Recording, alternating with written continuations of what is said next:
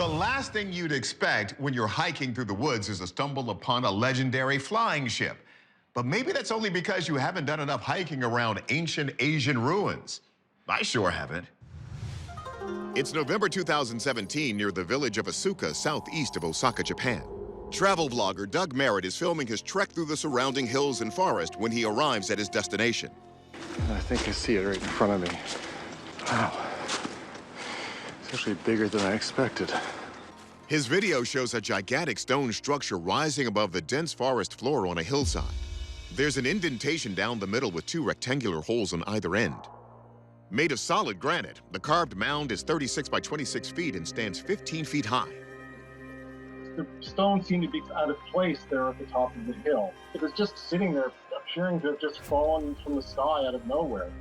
Mars researcher George Haas says this 800-ton carved boulder is known as Masuda no Iwafune, which means the rock ship of Masuda.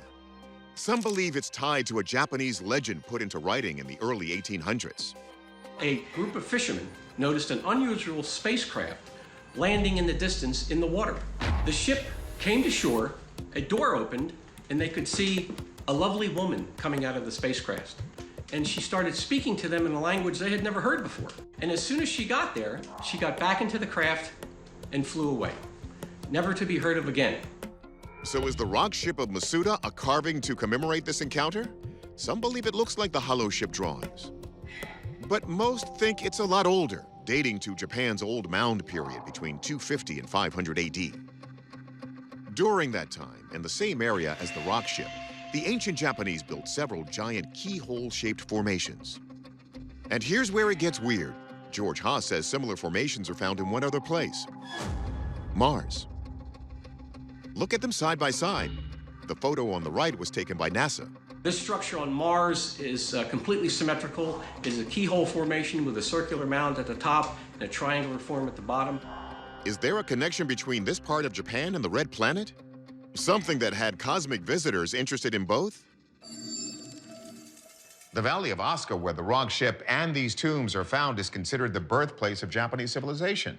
Many cultural transformations, including the introduction of Buddhism, began there around 500 AD, but little is known about the era before that. So what can our experts dig up? Archaeologist Dr. Ed Barnhart considers if the rock ship of Masuda could have anything to do with the legend of the hollow ship. There's a whole myth around this magical woman. It was actually documented in 3 historic texts that talked about the same story. Still, Barnhart agrees the formation is much older than the rock ship legend of the early 1800s. He joins other experts who place its creation to that period of ancient Japan when the keyhole formations were built.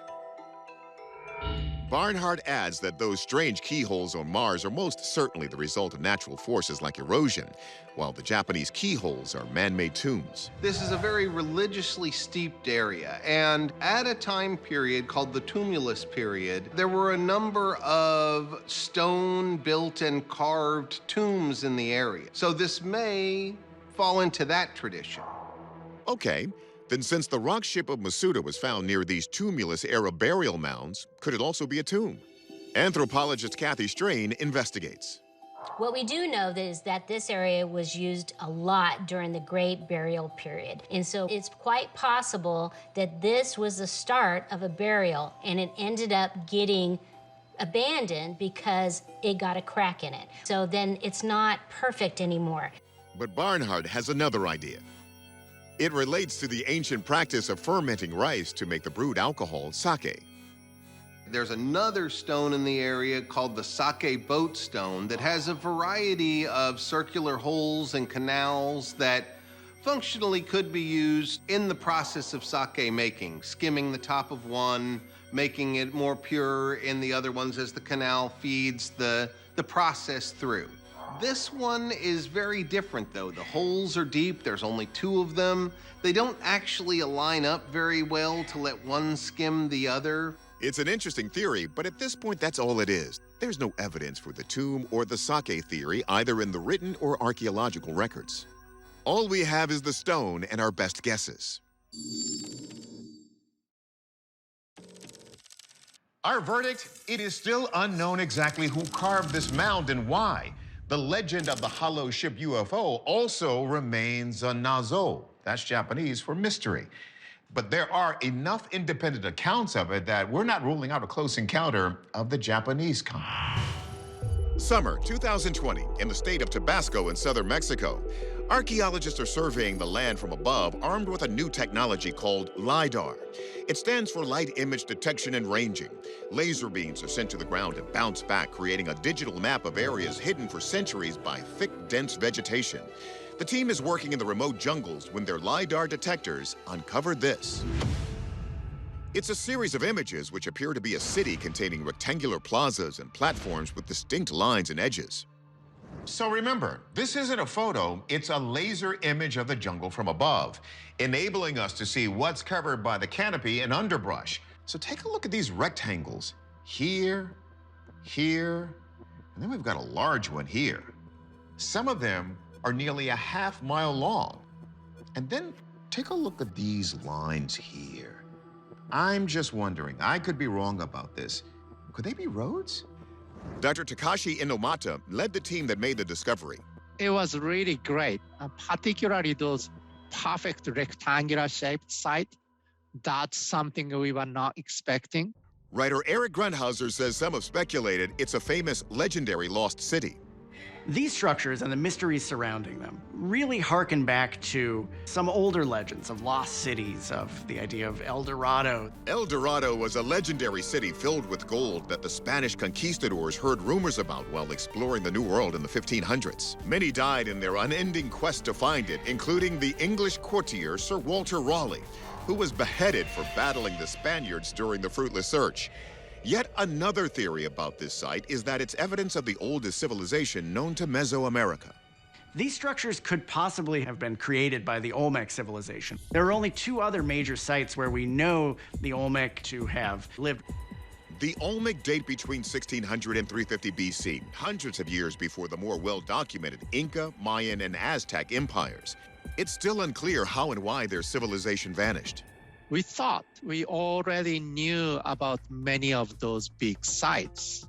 Some of them are almost kilometer long, and then they have perfect rectangular shape, which was surprising. So, who really made this large site, and why? Based on the images and Olmec-style rock carvings found recently in Morelos, Mexico, some speculate this could have been used for religious rituals like human sacrifice. These and similar artworks suggest Olmec leaders ritually killed captives of war and other elites to gain the favor of the gods. Although the fate of the Olmec is unknown, one thing is definitely clear. LIDAR is the future of archaeology. In fact, another recent LIDAR find uncovered this 1,500-year-old urban settlement in the Bolivian Amazon. More evidence that cultures we've always thought of as undeveloped were actually more sophisticated than we ever imagined. But are these ruins in Mexico the remains of the Olmec civilization or something else? Let's see what our experts can dig up. Archaeologist Dr. Ed Barnhart says it's unlikely this could be the ancient lost city of El Dorado, as some have speculated, since the Mexican state of Tabasco, where it's located, is not known for gold deposits. But maybe instead it has something to do with the search for liquid gold. Mexico's national oil company, Pemex, has been intensively working in there.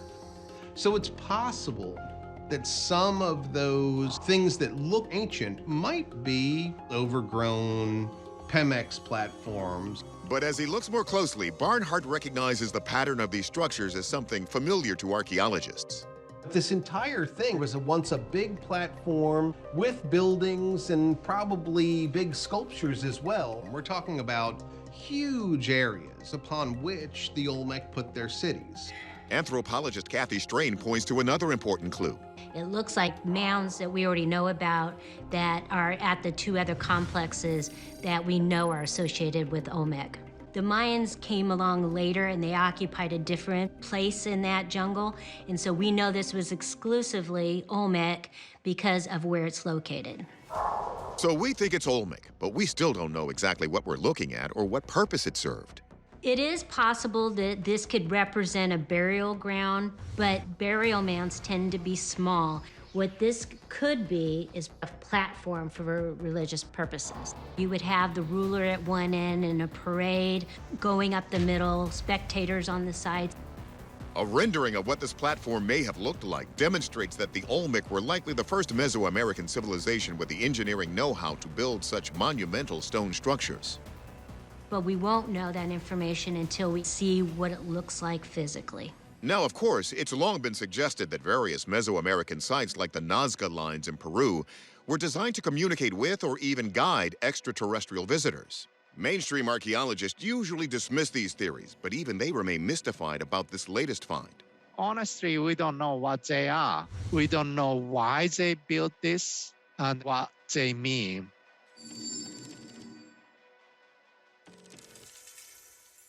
Our verdict? Olmec archaeological site. But what it's for and why the civilization collapsed is still unknown. We do know that the Olmec invented calendars, created the system of mathematics, and they even had toothpaste. But the exact extent of their sophistication remains a secret covered by the jungle. It's February 2022 in Oklahoma City, Oklahoma. The Museum of Osteology, also known as the Bones Museum, makes a post about one of its newest artifacts, and the photo of it has the comment section going wild. The image shows an elongated skull with a strange metal implant embedded inside it. The skull found in Peru appears to be human, but the odd stretched-out shape of the bulbous cranial bones could suggest otherwise. The implant itself is coarse and bumpy, and is clearly not an organic part of the skeleton. It appears to be composed of two parts, an eye-like shape on top and a circle at the bottom. Forensic anthropologist Dr. John Verano, who studies prehistoric skulls like this for a living, was stumped when he first saw this image. I've never seen anything like this. I looked at it and I said, well, doesn't look genuine to me. Though this implant is rare, perhaps unique, author Heidi Hollis says there's a long history of elongated skulls in Peru. For us to be able to find elongated skulls, that's not the rare element here. Finding an elongated skull with a metal plate in it, now that takes the cake. Peruvian archaeologist Julio Teo discovered hundreds of elongated cone-shaped skulls buried in the Paracas region in the late 1920s. And Hollis notes that their surprising appearance makes some wonder if they could have extraterrestrial origins. In pop culture, we often do see aliens as being portrayed as having an elongated skull. From the popular Aliens movies to the gray aliens witnessed by people said to be abducted by alien beings. Recent genetic testing of the Peruvian skulls apparently found they had mitochondrial DNA with mutations unknown to any human or animal on Earth. And the metal in the skull adds another bizarre dimension. It's highly unusual to see such perfection done on something so ancient. How and who did this? We often associate metallic objects with electronics, so maybe this skull implant is some sort of microchip, or in this case, macrochip, for aliens to communicate with their home planet. We know people microchip their pets to help locate them when they go missing. In the case of dogs and cats, a device the size of a grain of rice is implanted just under the skin, over the shoulder blades. Could this cranial implant actually attract aliens? Does it reveal other ancient secrets? Or is this just one big hoax taking us all for a wild ride? Let's ask the experts. We turn first to anthropologist Kathy Strain to disentangle fact from fiction. There have been a lot of known hoaxes in archaeology, in particular with Peruvian skulls, crystal skulls that were found all over the world that were said to have been made by alien technology. Those were fakes. We know that they were cut by a jeweler's equipment, and so it's always possible that something can be hoaxed. But Strain says there's reason to believe the skull is authentic. We can see every element of what a human skull looks like. That is not easy to hoax, because bone is bone. We can also date this using radiocarbon, and so that would tell us for certain that it is 2,000 years old. So since this skull seems to be real, could it actually belong to an ancient alien who visited Earth from another planet? Archaeologist Dr. Ed Barnhart says that though we associate elongated skulls with aliens, there's historical evidence that they are in fact human. This shows what we call cranial deformation. And that means that probably when this individual was very young, boards were strapped to the skull so that it would elongate and change the shape of the skull. It was very prevalent in South America, where this skull is believed to have come from. Barnhart says it was generally people of elite status from Andean cultures like the Baracas who underwent this practice. Yet we know some people who claim they've been abducted by aliens who say they had metal devices implanted into their bodies. So maybe these are actually alien implants into human abductees who've undergone skull elongation. Or is it possible these South Americans were able to also carry out other complex skull modifications like this? We have found other skulls that have what we call trepidation and repairs to them. Trepidation is the practice of drilling or removing bone from a head that has undergone trauma. We know we still use this today. Roy from Siegfried and Roy, after he was attacked by the tiger, had to have this done because his brain swelled. Strange says a recent amazing discovery in Peru in late 2021 may solve the riddle. These are obsidian surgical tools found in what's believed to be a doctor's grave. Strange says this proves ancient South Americans actually had the know-how to perform this dangerous procedure. Yet even though trepanation is a recognized ancient practice, John Verano still isn't convinced this implant is authentic since he's never seen metal like this from that time. If this skull with its metal implant is genuine, and if it really reflects surgery and implant, of course it would be a significant historic discovery, but given that it doesn't look like anything I've ever seen in metallurgy in the Andes, that's why I have my doubts. So while John leans toward this being a hoax, there's plenty of other evidence to suggest this is the 2,000-year-old skull of a human who survived a life-threatening surgery. Our verdict? This skull is most likely an example of ancient trepanation. But until the skull is radiocarbon dated to confirm its age, concluding with absolute certainty that this artifact is authentic would be getting ahead of ourselves. It's July 2014 in the Indian state of Chhattisgarh, where there are a number of caves and paintings made by hunter-gatherer populations going back as far as 10,000 years. Archaeologist J.R. Bagad claims he recently made a unique discovery here. और ये शैल चित्र में जो है लगभग 10,000 वर्ष पुराने आदि मानवों के द्वारा निर्मित में शैल चित्र है. While giving a tour to reporters, Bagad shows a rock face on which there are half a dozen dark red and yellow painted beings standing together in a group. In this particular painting, which looks quite strange, we have some individuals with larger heads, different colored arms and hands, and they don't look like the other people depicted on these cave walls. So we have a lot of people believing that the ancient humans who painted these drawings were actually painting images of aliens from another world. The theory that these are depictions of extraterrestrials is bolstered by another painting of what appears to be a mechanical-looking disc painted on the cave ceiling. It resembles a saucer-shaped object, which became kind of the pop cultural representation of UFOs in the 1950s and 60s. These aren't the only ancient representations of allegedly extraterrestrial beings. We also have a number of other ancient civilizations who have created similar things. For instance, we have the Wandjina figures in a rock shelter in Australia. We also have petroglyphs in Capitol Reef State Park here in the United States. Let's take another look at this disc-shaped object from India. These three lines, right here, again right here, and right here, have alternately been described as beams or legs of a tripod, and these apparent portholes, right here and right here, match with contemporary representations of alien spacecraft. So what can our experts unearth about this peculiar cave art? First, anthropologist Kathy Strange says these ancient drawings must have marked a significant event or encounter. They're not just doodles. Cave walls are very valuable. So for them to paint this, it must have been something important to them as a people. They're trying to represent something that they want to pass on to the next generation. These bulbous-headed figures do indeed resemble the humanoid depictions of aliens that eventually dominated in the 20th century.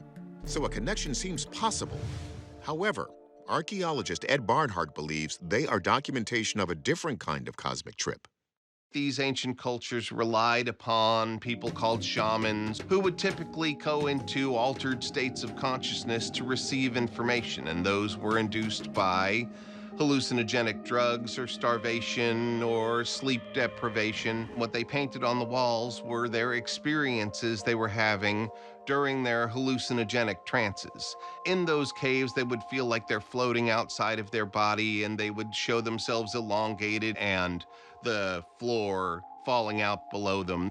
It's not that the figures' heads were extra large, but that the bodies were stretched as they felt they were floating up. And as for the UFO-like object, that's also more likely something else from the heavens. Instead of it being a beam from an alien ship, it actually is just sun rays, and they're projecting that the sun is at its full potential, probably noon, right above your head. There's other examples in the general area in India and other places in the world that show a very similar object. Our verdict? These well-preserved Indian rock paintings are most likely the work of shamans from prehistoric hunter-gatherer societies who made them while in an altered state of consciousness. Even if these ancient artists weren't seeing aliens, they were definitely experiencing something truly out of this world. 1939, Dique Delta, Costa Rica. The United Fruit Company was clearing an area of the Costa Rican jungle to start a banana plantation. And suddenly they discovered something truly mysterious. At sites all across the area, workers uncover these. Stones that have been carved into near-perfect spheres of all sizes. The largest one was 9 feet in diameter and 16 tons. It would take an incredible amount of craftsmanship and masterful engineering to create, especially the large spheres. Many of the stones are within 5% of being perfect spheres, a difficult task to execute precisely even when using calibrated machinery. This is a remarkable feat if carved from a larger rock by hand. When the first Western people came to Costa Rica and saw these spheres, they had never seen anything like it. Archaeologists believe they were carved by a tribe known as the Diques, which flourished from AD 700 to 1500. They produced at least 300 of these stones. But the Diques faded away hundreds of years ago, and how they made the stones disappeared with them. By the 1940s, local indigenous tribes believed the stones were of divine origin. The native Costa Rican people believed that these spheres are actually from their god. Terra, who was the thunder god, used them with a blowpipe in defense of the native Costa Ricans. They believed Terra shot the stones at the gods of wind and hurricanes to keep them at bay. Some have speculated that these battles between Terra and the other gods were actually a titanic shooting match between UFOs, with the stones some sort of spent weapon. They point to the sphere's near-perfect roundness as proof of alien creation. But if we assume humans made them, not gods, the question is why? In the 1930s and 40s, rumors spread they'd been made to store gold in the sphere's cores, so workers blew up several and found nothing. Another possibility is that the spheres serve a scientific purpose. One theory that has been posited is that they are somehow a representation of our solar system, that they represent celestial bodies somehow. They might have been placed to track the seasons or rolled around to reflect the shifting night sky. There's also a theory that an advanced civilization, even older than the Diques, built an entire complex of cities here. It wouldn't be a surprise if we uncover other temples or other places out there that we just haven't found yet that may represent an older civilization that was there. Here's a twist. The Costa Rican stone spheres aren't alone. In 2016, an archaeologist uncovered this massive sphere in Bosnia. Then also there are these in New Zealand. Let's see if our experts can solve this mystery without blowing anything up. We turn to archaeologist Ed Barnhart, who has seen the spheres himself. Most of them in Costa Rica now have been rolled into parks or they're in front of government buildings. It's part of the difficulty interpreting of what they are is the fact that they've all been rolled out of context. So if they once lined up with the stars, sun, and moon, we will never know. Why people made them may remain a mystery, but Barnhart thinks he knows how they were made. When I visited this location, I stopped on the bridge and looked down on the river, and I could see circular stones just like this. They're called concretions. A concretion is when minerals build up around a core like a pebble and then over years layer on concentrically, creating a round hard rock. Geologists think this is exactly how the spheres in Bosnia and others around the world likely formed. But Barnhart sees the hand of man in just how smooth and round the Costa Rican stones are. They weren't always perfectly circular, so they chipped it here, they chipped it there, and made it more circular. It took hundreds, even thousands of hours of scraping and polishing. Then they had to roll these rocks, some weighing 15 tons, to their sites. Barnhart takes this as a sign of a dynamic, thriving culture. But what happened to this culture remains a mystery. Those archaeological sites were once living cities. They were abandoned. Hundreds of years of forest came up, grew all around them. So, for the stone spheres, we're crediting natural forces and human industry, most likely by members of the Dikis culture. But why people carved and placed the stones is still unsolved. It's 1999 near Nebra, Germany. Two German looters are ransacking the site of an archaeological excavation in Middelburg Hill when they come across a treasure trove of Bronze Age artifacts. They quickly sell the goods on the black market, and in 2002, a police raid on an art collection brings to light a truly unique item from the stash. Take a good look. This photo, taken after the loot was recovered, shows a 10-inch circular object about the size of a vinyl record. It's adorned with 32 golden circles, a larger circle, a crescent shape, and an arc on its circumference. A smaller arc on the left side has gone missing. There's a smaller rainbow-shaped golden arch upside down near the bottom. Science journalist Amy Title says this now famous object is known as the Nebra Sky Disk. It's got a full circle and a crescent that looks like it's meant to be the sun and a crescent moon. And there's these two sides that could be marking seasons or could be marking a horizon. These smaller circles could potentially be stars. Experts believe that it dates back to around 1800 BC. And if it does in fact show celestial symbols, it could be the oldest star map known to man. Many wonder if this isn't showing an older civilization having settled earlier than expected. If you were to lay this disc down on an altar, the arcs on the side would line up to show you roughly the equinox, which could tell you when you need to plant crops. One hypothesis about this disc is that it comes from a very advanced race living in the Bronze Age. For some, that leads to the question of whether or not they were somehow involved in alien technology, because these people were doing things that were far more advanced than any other cultures. Others speculate that this disc has a connection to another mysterious source, a little-known Scandinavian sun cult whose name has been lost to history. Followers of this esoteric Nordic religion were sun worshippers who portrayed solar symbols frequently in rock carvings and other art. So let's see if our experts can shed some light on what, if anything, their beliefs could have to do with this sky disk.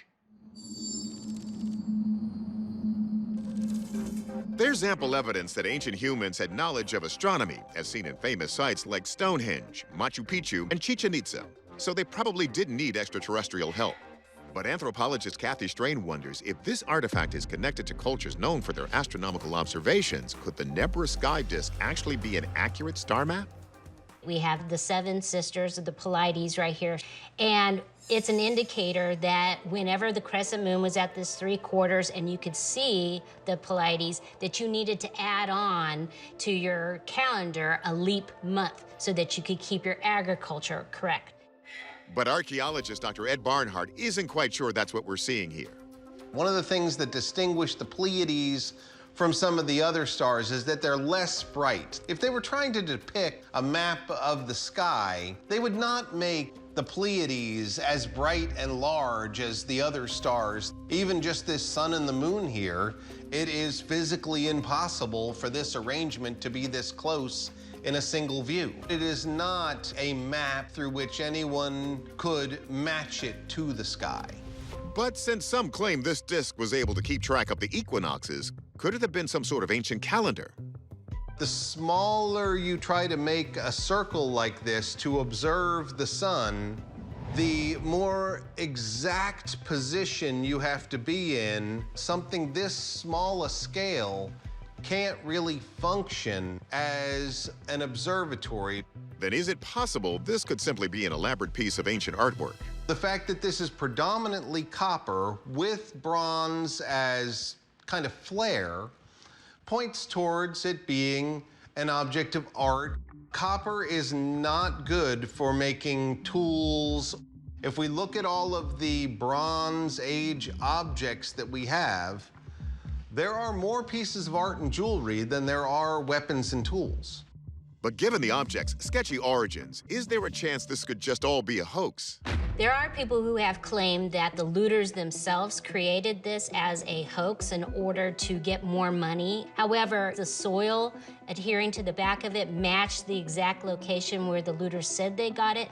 And you cannot fake the patina that is on this bronze piece. We know it's very old based on that. So I personally don't believe that it is a hoax. Our verdict, this is almost certainly an authentic ancient artifact depicting astronomical bodies. However, it is still up for debate whether it is the world's oldest star map or just a piece of decorative art.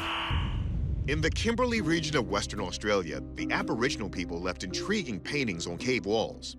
They are called the Wandjina, incredible beings Aboriginals said created the world. Take a closer look. Do you see the round heads and circular eyes? According to George Haas, founder of the Cydonia Institute, the Wandjina could be out-of-this-world evidence. They have radiating feathers that come off the head. Some believe that when you first look at these, they scream alien. And the absence of mouths suggests that possibly these extraterrestrials were telepathic. Wait a minute. Did he say aliens? It's an intriguing theory. What we do know is that Australian Aboriginal culture goes back 65,000 years and holds that humans were created by the Wandjina. These unique paintings are a record of that period, which they call Dreamtime. You don't see these type of images in other cave paintings done by Neanderthals and early man, which mostly deal with hunting and animals, deer, bison. But these paintings that we're seeing in Australia are totally unique. In some tales, the Wandjina are referred to as sky beings or spirits from the clouds who came down from the Milky Way and created the Earth and its people. Some believe that these portraits of the Wandjina certainly blur the line between extraterrestrial and spiritual world. They seem to have aspects of both. When it comes to our origins, some speculate that ancient extraterrestrial visitors engineered the creation of modern humans through DNA manipulation or some other means. The paintings are intriguing. Look closely at the lines going across, creating sections on the body, here and here. Could this be the pattern of an ancient spacesuit? We asked our experts. We begin with anthropologist Kathy Strain, who notes that if the paintings are an elaborate hoax, someone must have thought of it over a century ago. They were documented by anthropologists more than 100 years ago. And outside the fact that you're adding some paint to keep the color alive, they haven't changed. These are not a hoax. So if the pictures are real, are they of aliens? We ask archaeologist Ed Barnhart. There are people who envision that it's helmets on their heads and suits on their bodies, but this is a very plodding-looking helmet. The kind of helmet that you see in 1950s aliens movies. It's kind of ridiculous to believe that an advanced civilization came here in suits that, in our current technology, are archaic. And the idea that these designs on the bodies are spacesuits? You're gonna see an image like this and envision suits on their bodies, but we do see today in Aboriginal ceremonies, people typically paint their bodies completely white, their faces, their hair, and then they'll put some kind of decoration over that. So I think that it is clearly connected to Aboriginal people who today paint their bodies in a very similar fashion. In fact, Kathy Strain sees a clue in one image that convinces her these are strictly human bodies. It is pretty rare to see genitalia of a male in rock art, and based on things that witnesses say that space aliens don't have genitalia, that's not how they reproduce, these look like human genitalia. So what are we seeing? The halo around the head, I don't believe that they intended it to be interpreted as anything other than it's the process of transforming, and that's your head kind of extending and above itself and continuing to carry out. The halo has been used in many different cultures throughout history to represent spiritual transformation, including the Aboriginal Australians. These images around the heads are some kind of symbol of the expansion of their minds and spirits. So our verdict, these were likely humans. In fairness, you do have to ask, do the Aboriginal traditions of body decoration stem from a time when strange beings were observed? It's impossible to completely discount, but if these particular paintings were aliens, well, then let's just say they were endowed in a human way. November 2020, the Red Rock Desert of southern Utah. A helicopter crew and state biologists are counting bighorn sheep when something catches their eye. They land and make this astounding discovery. A large, shiny silver object tucked into an almost inaccessible canyon. It's just wild. Look closer. From every angle, it's clear this thing does not belong here. Utah keeps its location secret, but news leaks out on social media, and it's quickly labeled the Utah Monolith. U.S. Army vet David Serber takes all the secrecy as a challenge. I'm like, okay, I'm gonna find this place, right? It was probably 11 p.m., and I drove for 6 hours straight through the night to try to get there. David works his way deep into a canyon. I don't see anyone. Just after daybreak, he rounds a corner. There she is. And it's just there. I was like, oh God. And it was just a really cool experience to have a few minutes alone with it. There are a few things more iconic than a monolith, whether we're talking about the monolith that started 2001: A Space Odyssey or the obelisks of ancient Egypt. So when this mysterious metal monument popped up, it really sparked people's imagination. The idea being that possibly one of the ways that aliens would contact us would be to leave an information-laden monolith for us to investigate and discover. One focus on the internet was whether the monolith was constructed with alien building materials. The belief was that they are comprised of something called a metamaterial or a metametal. Metamaterials are engineered to have properties not found naturally on Earth. Special composites of metal strands and ceramics are created to absorb radar for stealth technology. And there are reports from reputed UFO crash sites that the craft contain alloys that give them anti-gravity and cloaking characteristics. Accounts of alien metamaterials went mainstream in 2017 with a New York Times article. According to the New York Times report, Bigelow Aerospace was contracted by the government to store possible materials from alien craft. It's believed that the U.S. government is studying these alien materials to create the next generation of weapons. Could the Utah monolith be made of the same sort of alien materials? David tests it. I had a magnet with me, mainly because we were trying to figure out, what type of metal is it? Not sticking. And also, was it a solid object or was it hollow? Not solid. So what's it made of? And by whom? Other mysterious monoliths have been discovered recently, often in remote locations, in Romania, the Isle of Wight, and Sweden. Are these objects some sort of alien calling card, or could they be the product of a very creative and very human mind? When you first see this, you can't help but think of some type of extraterrestrial technology. However, there's nothing about what we're seeing in this video that leads me to believe it's manufactured from any kind of exotic materials. Unlike reports of UFO metamaterials, the monolith doesn't defy gravity, and it's definitely not cloaked. In person, David noticed fingerprint smudges and ragged corners as well as other signs of terrestrial construction. The telltale signs of those rivets would make me believe this is man-made, no matter how kind of anomalous its appearance is. For McMillan, that's the giveaway, the signs of ordinary earthbound metalwork. If it is human-made, Kathy Strain has an idea why someone went through all the effort to put it in the middle of nowhere. I think it's a message of beauty, of artwork, maybe makes you reflect more that I wanted to come here for the wilderness. Some artists, like Donald Judd, believe that wilderness is the ultimate art gallery and use isolated locations for installation sites. But who made this and what it's made from is almost impossible to determine from a video. Ultimately, you're not going to be able to determine exactly what this object is until you get it into a lab and under in-depth analysis. But just as it appeared out of nowhere, the Utah Monolith vanished, literally overnight. So until it's found and we can get it into a lab, our verdict? This is not an alien artifact. It's either a human artwork or a hoax. Either way, it's a compelling conversation piece.